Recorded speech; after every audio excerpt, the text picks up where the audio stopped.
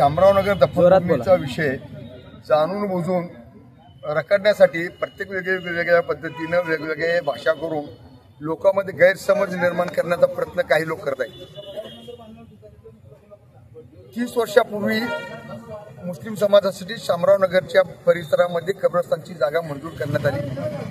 तेव्हापासून ऐन प्रकारे ही दफनभूमी आजपर्यंत मुस्लिम समाजाला मिळाली नाही। दलाल कन्स्ट्रक्शननं याच जागेला आरक्षित म्हणून आराखड्यामध्ये मंजुरी दिली। 2005 सालापासून या दफनभूमीची जागा संपादन करण्याची प्रक्रिया चालू झाल्यानंतर आजपर्यंत त्याच्यावरती कुणीही भाष्य केले नाही।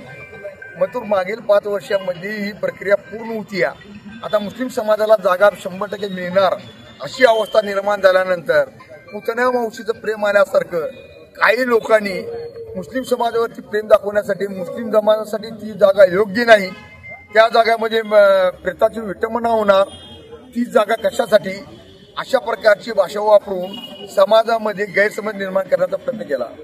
खरं पाहता त्यांचं प्रेम हे पुतण्या मावशीचं प्रेम आहे, त्यांना आमच्या प्रेताच्या विटंबनेची काही देणं घेणं नाही।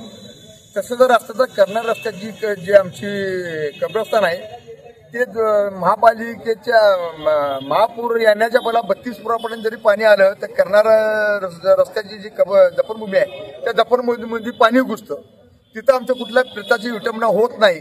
मग तो आता 40-45 फूट पाणी आलं तरी ती त्या जागेमध्ये पाणी येणार नाही, तर अशा ठिकाणी आता आमच्या प्रेताची विटंबना होणार अशी भाषा वापरून लोकांमध्ये गैरसमज निर्माणाचा प्रयत्न केला जातो।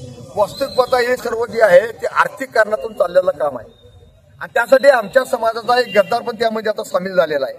त्यांचा उद्योगच आहे आम्हाला काय मिळतं आणि आम्हाला काय मिळायला पाहिजे एवढ्यासाठी या पद्धतीचं ऑब्जेक्शन नाही तर तुम्हाला यासाठी या लोकांनी या पद्धतीनं वेगवेगळ्या पद्धतीनं भाषा वापरून लोकांमध्ये गैरसमज निर्माणाचा प्रयत्न केला आहे। त्यासाठी आज आम्ही आयुक्ताला येऊन स्पष्ट भाषेमध्ये निवेदन दिलं, त्यांना विनंती केली की 30 वर्षापासून पडलेला प्रलंबित प्रश्न लवकरात लवकर निकाली काढून देण्यात यावा।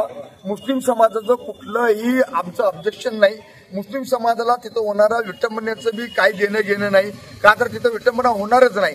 हा त्या जागेला थोडं डेव्हलपमेंट करायची जरूर आहे, त्यासाठी प्रशासन पण सज्ज आहे आणि मुस्लिम समाज बी त्याच्यासाठी पूर्ण सक्षम आहे। फक्त ती जागा लवकरात लवकर आम्हाला मिळावी यासाठी आता आम्ही प्रयत्न केला नाही। असे किती जरी लोक येऊन त्याला खो घालण्याचा प्रयत्न केला तर त्यांना आम्ही कुणाला भीक घालणार नाही। पुढील भूमिका अशी राहील।